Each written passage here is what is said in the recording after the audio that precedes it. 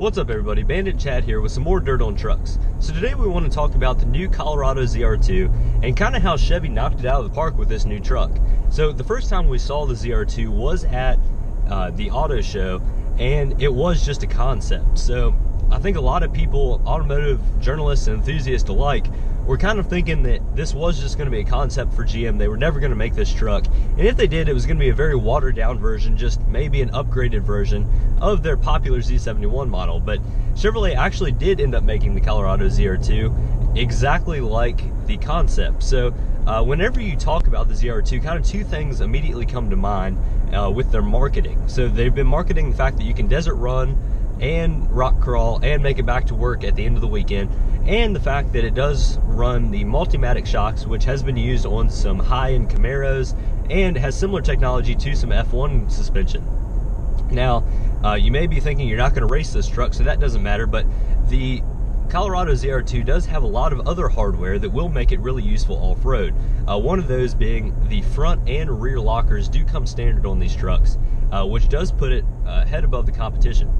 Also new with these trucks, you can get it in two cab configurations. You can get it in a full four-door truck, or with a smaller kind of what we would call an access cab here for Tacomas, but basically you have a clamshell rear door, a little bit smaller cab. But also, as with all other Colorado trim levels, you can get two different engine options. So you can either get the gas 3.6 liter motor, I believe, which has a little bit more horsepower, and also a baby Duramax, I believe it's 2.8 liter Duramax diesel, which does have about 370 foot-pounds of torque. So kind of depending on what you want to do, whether you do want to use it kind of for desert running or for rock crawling, you know, you have an engine option for either. And kind of depending on those, it will change around your price a little bit. Right, so the price for a comparable TRD Pro starts at about $45,000, whereas with a Colorado ZR2, you can actually get it a bit under that, probably closer to $40,000 with a gas motor and the smaller cab configuration. That's exactly right. And you know, as with all of the other Colorado trim levels, there are a lot of dealer upgrades, but the main hardware and technology on the truck is standard. I believe the only options that you can actually get, one of them is just the floor, whether you want a vinyl flooring in it or carpet, which is another thing that separates it from the competition. I don't know of too many other high-end off-road trucks you can actually still get a vinyl floor in, which I think is a really good idea, you know, because if you do actually use your truck for off-road, you're not going to want mud and everything else getting in your carpet. So I think that's a really good move by GM. I agree.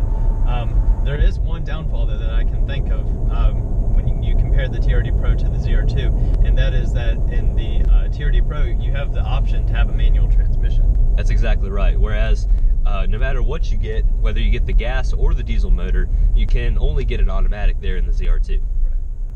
So some other options and standard features that do come with the ZR2 that kind of separate it from the competition is it actually comes standard with Goodyear Duratrax for the tires. So that's a much more aggressive off-road tire than the Goodyear Wranglers that you would find on a TRD Pro or a TRD Off-Road.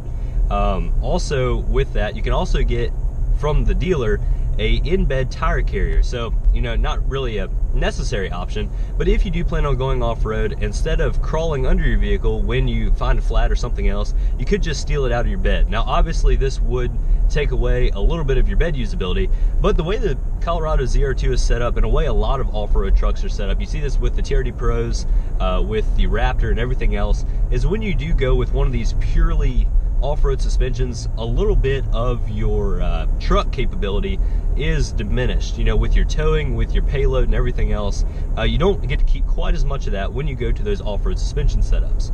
Right.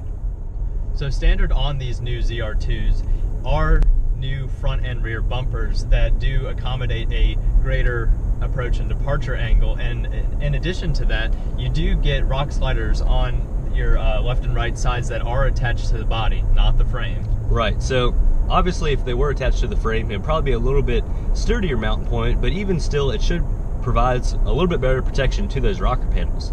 Now, all of this put together does make the ZR2 a really enticing package, especially for the price. Actually, when I was looking at my truck, I did kind of cross shop a TRD off-road Tacoma and a Colorado Z71, and at that time the Tacoma, with its crawl control, the multi-terrain select, the Bilstein shocks, and a locker, and especially for the price tag, was just a better overall option, and I did end up going with the Tacoma. However, with these new Halo off-road trucks, with the ZR2 and the TRD Pro, the ZR2 does seem to offer a lot more off-road capability and hardware, and does come in at a lower price and with a lot more options. So, you know, it seems to us, and we are two Toyota people, that GM and Chevrolet have absolutely knocked it out of the park here with the new ZR2, but we'd love to know what you all think. Do you think this is a home run here for Chevrolet, and you think they'll sell a lot? Obviously, the longevity of these trucks remains to be seen, but we'd love to know what you think, and please put that in the comments below. Thank you all very much for watching. Have a fantastic week, everybody. We'll catch you next time. See you guys.